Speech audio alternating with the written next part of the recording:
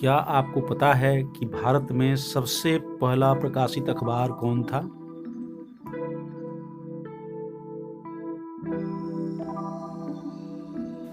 उस अखबार का प्रकाशक कौन था? वह अखबार किस भाषा की थी? पहला प्रकाशन कब हुआ था? भारत में सबसे पहला प्रकाशित अखबार द बंगाल गजट था।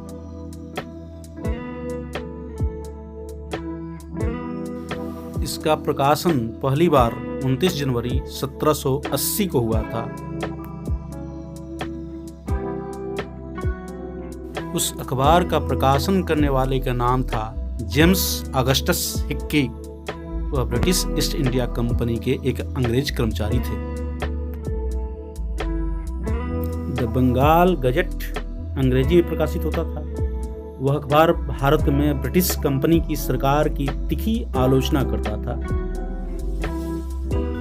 उस समय ईस्ट इंडिया कंपनी का गवर्नर जनरल लॉर्ड हेस्टिंग था। वह कंपनी का पहला ही गवर्नर जनरल था।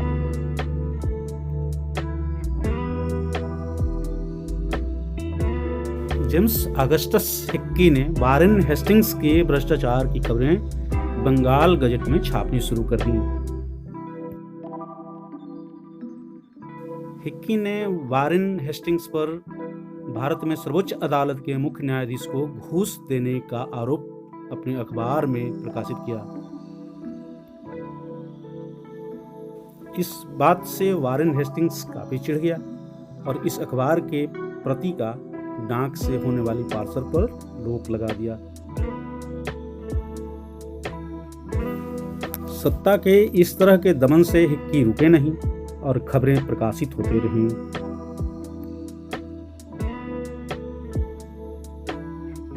वारेन हेस्टिंग्स ने हिक्की पर मानहानि का मुकदमा भी किया। हिक्की को 9 महीने की सजा हुई। फिर भी अखबार का प्रकाशन रुका नहीं। हिक्की जेल में रहते हुए भी अखबार प्रकाशित करते रहे।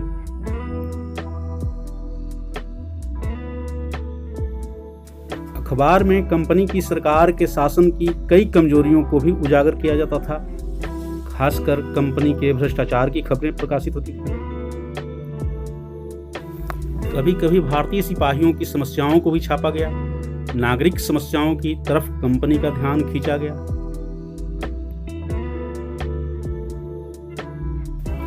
इस अखबार के मुकाबले के लिए एक अन्य अखबार द इंडियन गजट की शुरुआत की गई।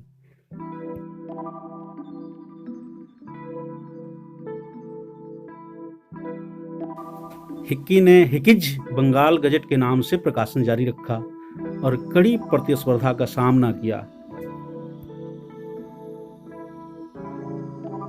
हेस्टिंग्स की सरकार ने इस अखबार पर 30 मार्च 1782 को बैन लगा दी, जिससे अखबार बंद हो गया।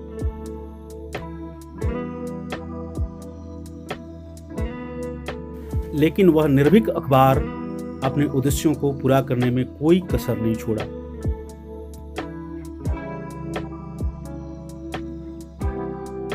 वारेन हेस्टिंग्स पर ब्रिटिश संसद में महाभियोग लगाने लायक पर्याप्त सामग्री तब तक प्रकाशित हो चुकी थी।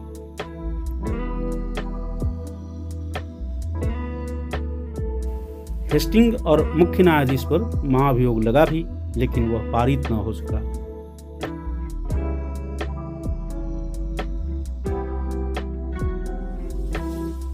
इस तरह भारत में एक निर्भीक पत्रकारिता की शुरुआत करने की कोशिश हिक्की के बंगाल गजट से हुई थी।